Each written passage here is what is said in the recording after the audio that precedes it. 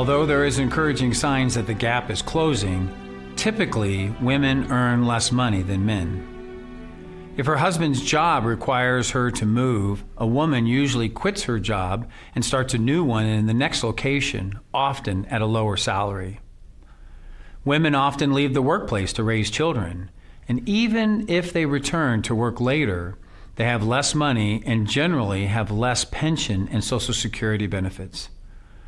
On average, women will live 7 years longer than men. This translates to 7 more years of expenses and meals, clothes, and the like. And if the husband were 5 years older than his wife, she will on average spend 12 years as a widow. 80 to 90% of women will one day be solely responsible for their finances, primarily through death and divorce. And in married households where there is more than $1 million in investable assets, over 40% of the women don't know where their finances are. And when I mention this to others, they remark, "It wouldn't surprise me if that number wasn't higher." Earlier in Unit 1, we discussed the importance of your plan and how to speak to your heirs as your last statement when you die. Now, with all of these challenges, we see why you must create a plan as you live. You may think of different reasons, but for me, 3 main reasons to create a financial plan are inflation, the real rates of return, and life expectancy. The most significant reason for planning your finances is to ensure that your money stays even with and hopefully outpaces inflation. Inflation is the silent killer of the purchase power of money. Prices tend to go up over time. Your plan has to cover these increases. The United States Post Office is not going to make the following announcement. Attention, please. In light of the fact that, insert your name here, has received this sum of money because of a death or inheritance or retirement or the sale of an asset, and in light of the fact that she is concerned about how to properly plan and really doesn't want to be bothered with creating a plan, be it hereby resolved that therefore there will no longer be any raises in the price of a stamp so that she doesn't have to worry about inflation. Now, of course, this is very silly, but it certainly brings home a point. Financially, you have to at least keep your purchasing power to stay even with inflation. If you put all of your money in the bank and delay creating a plan, like my mom did, you are indeed making a decision and starting a plan. Inflation is the increase of the cost of goods and services. We recognize that things may go up more next year than now. This is expected in a strong economy that continually has increasing growth. Inflation has been very low in the past decade when compared to historical numbers, but is likely to increase again. Here we can see the impact of inflation that has had on homes and cars.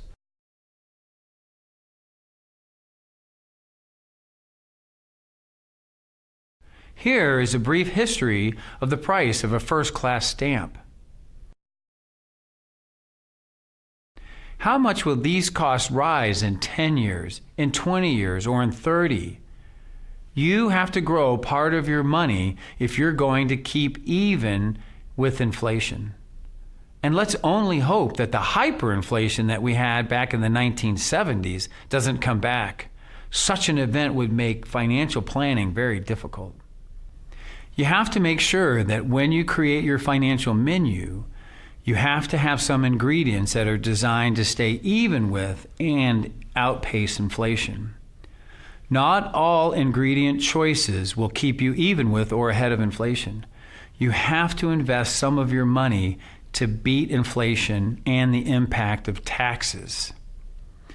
The real rate of return that I'm talking about is 1, the growth of your money after you consider your tax bracket, and 2, the increasing cost of goods and services, or inflation. Remember, purchasing power is measured from your take-home money and its ability to purchase goods after the impact of inflation. So you have to keep taxes and inflation in mind when you calculate the real rates of return. Historically, the easy investment of certificates of deposits, or CDs, and other bank deposit accounts don't keep you even with inflation. Let's take a look at the real rate of return and how different assets have performed in the 20-year period from 1995 to 2014. After you factor in inflation, the real rate of return each year would have been this.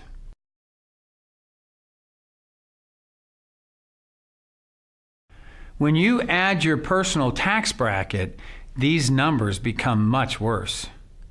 You may be shocked to even find out that over the last 20 years, holding money in cash actually decreased your purchasing power. Holding money in bonds kept you about even. And with this in mind, let's look at the returns that you would be getting on your checking or your savings account at the bank.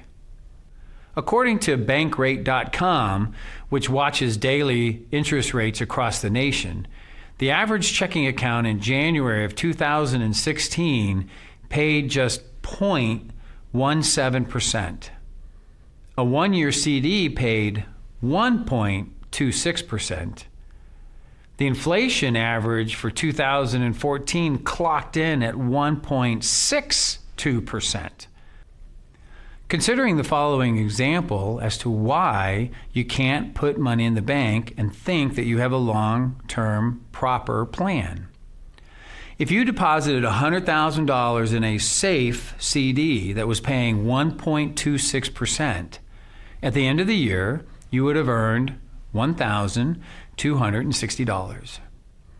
In the 28% tax bracket, you would pay about $352 in taxes, leaving you $907 of interest and a total balance of $100,907.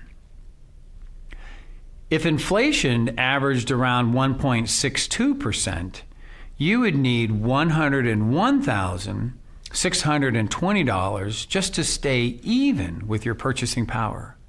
Therefore, your safe investment, you were $713 underwater. Average inflation includes all Americans purchasing all goods, from baby formulas to diapers to sports cars to club membership to medicine and to walkers. But if you look at those who are in retirement and separate the goods and services that they purchase from the rest, the inflation rate for medicine and walkers and entertainment trips and items that those who are in retirement are purchasing, their inflation rate is much higher than the average. This makes the need to stay level and outpace retirement inflation even greater. The final reason why creating your financial recipe is so important is that the average life expectancy is getting longer and longer. The price of a stamp is not going to go down, and neither will the cost of goods and services. You have to use the ingredients that you have been given to create a financial recipe that anticipates your increasing longevity. You have to prepare to keep ahead of, or at least even with, inflation. You know, I've said it before and I'll say it again. You don't want to become an old lady on a fixed income. You have to create a plan for growth, a plan for life. If you only have traditional bank deposits, like CDs and savings accounts and money markets, then you are on a fixed income. Often I will hear someone say, well, Shaq, I'm 60 years old, and now that I'm on my own, I don't want to take any risk, and I don't have time to play the stock market. Well, if you look at the life expectancy chart, the average life expectancy for a 60-year-old woman is 24.37 years. This means that half will live longer than 24.37 more years. And if she invests money, that she just received, either due to death or a divorce, in a bank deposit account like my mom did, she will quickly lose purchasing power and will be in trouble in years to come. We know that we're either going to live short or live long. Of course, we hope to live long. And the same thing is true with our planning. We can plan short or we can plan long. Well, look at this diagram. You will see that along the top, there's a live short option and a live long option. And along the left, there is a plan short and a plan long. This forms a simple 4-box matrix. If we plan short and live short, well, this was not ideal, but it worked. On the other hand, if we plan long and live short, I think that's better. Of course, the best box to be in is the plan long and the live long box. That is outstanding. The problem is the plan short and live long box. Ouch.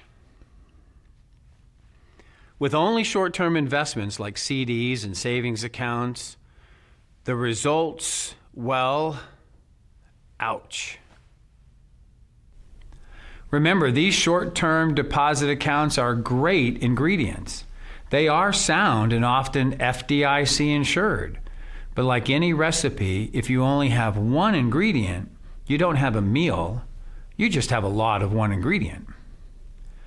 Whether it is through death or divorce or choosing to remain single, women have up to a 90% chance at some point in their lives of being solely responsible for their finances. Even in strong, healthy marriages, many women need to take a greater interest in household finances. Now, with the baby boomers moving towards retirement, the number of women who will themselves become financially alone is predicted to be dramatically increasing. Unfortunately, women can be at a disadvantage. Call it culture or just being focused in different areas of life, like raising children or being a wife or running a household or working. Women are often not in the position to focus on financial matters or decisions. Just like my mom, it doesn't mean that she can't make these decisions. It just means that in the world today, they may not have the opportunity to have made them. Often, when it finally becomes necessary for a woman to make financial decisions, she just might not be fully prepared. The best time to be fully prepared is not when you've been thrust into the situation where there's a large amount of money and you need to decide how to safeguard it. Many times, you now have this money because something negative, such as a death or a divorce or inheritance, has just happened. Most people with instant money didn't win the lottery. And we all know that it's challenging and otherwise unwise to make financial decisions quickly and when under pressure, especially if you're newly widowed.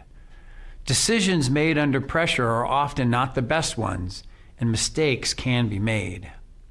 And when you make a small mistake with a small amount of money, the end result could be relatively painless, and there is often time to make up for the damage. But if you make the exact same small mistake with a large amount of money, the result may be very painful, and recovering from the mistake takes longer. And to make matters worse, unscrupulous characters in the world and in the financial industry will gladly help you make bad financial decisions and help deplete you of your money. You have many good years ahead of you, and my wish is while you are alive, you live. Over time, life expectancy charts get longer, and we become healthier, and medicine gets even better. Our life expectancy continues to increase. I bet you have longer to live than a short-term financial plan will support. So why bother with this second ingredient? Why bother to create a plan? Because if you don't, your lifestyle will be compromised by inflation that will erode your purchasing power.